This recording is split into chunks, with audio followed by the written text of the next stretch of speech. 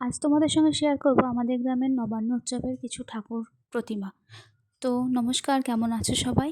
আমার একটি মিনি ব্লগে তোমাদের সকলকে স্বাগত জানাই। আজকের ব্লগটা একটু হয়তো বড় হবে, সবাই ধৈর্য সহকারে দেখে নিও। এই যে দেখো, প্রথম প্যান্ডেলটা দেখতে আমরা চলে গেছিলাম। এখানে যদিও প্যান্ডেল হয় না, মন্দিরের মধ্যেই প্রতিমাকে নিয়ে আসা হয়। তো প্রথম প্রতিমা দেখার পরই একটা মেলার পজিশন পড়বে। তো এই যে ওখানে বোধহয় প্রোগ্রাম হবে, তার জন্যই প্রস্তুতি নিচ্ছে। আর এই যে মেলার ভেতর দিয়ে চলে গেলাম আমরা পরবর্তী প্যান্ডেলের উদ্দেশ্যে। পুরোটাই রাইস দিয়ে সাজানো হয়েছিল।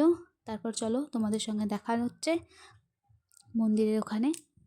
আর আমি আজকে আমার হাজব্যান্ডের সঙ্গে গেছিলাম, আমরা দুজন মিলে সন্ধেবেলাতে।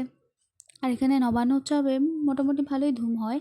আমাদের গ্রামে এই উৎসবটাই হচ্ছে প্রধান উৎসব। সবাই মিলে একসাথে ঠাকুর দেখতে যাওয়ার মজাটাই আলাদা।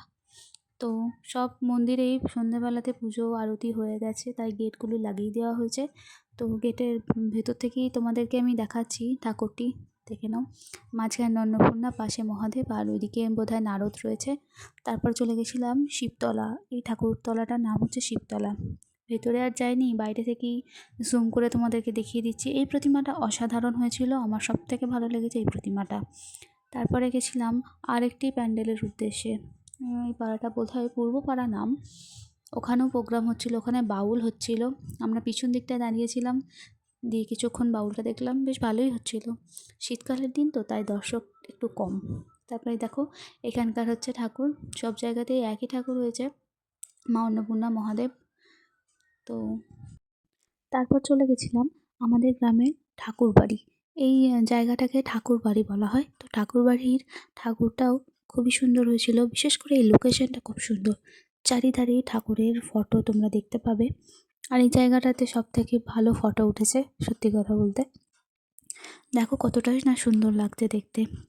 এখানকার ঠাকুরটাও খুব সুন্দর হয়েছিল। আর এখানকার লোকেশনটাও ভীষণ শান্তিপ্রিয়।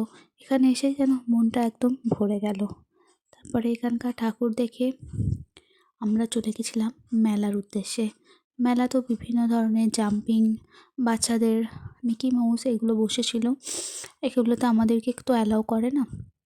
তারপরে চারিধারে মেলা, খাবার রেস্টুরেন্ট এগুলো ছিল। তারপরে চলো মেলা থেকে ঘুরে আসি। মেলাতে সেরকম বিশেষ কিছু কেনার ছিল না, তাও একটু দেখলাম, দেখে চলে এলাম। এই যে এখানে যাত্রাপালা, তারপর এখানে যাত্রাপালা হচ্ছিল, তোমরা একটু দেখো কেমন হয় যাত্রাপালা।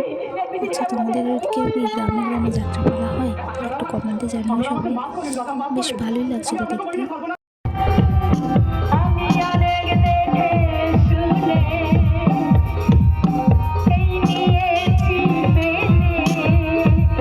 তোমাদের ওদিকেও কি যাত্রাপালা হয়? কমেন্টে জানাতে কিন্তু ভুলো না।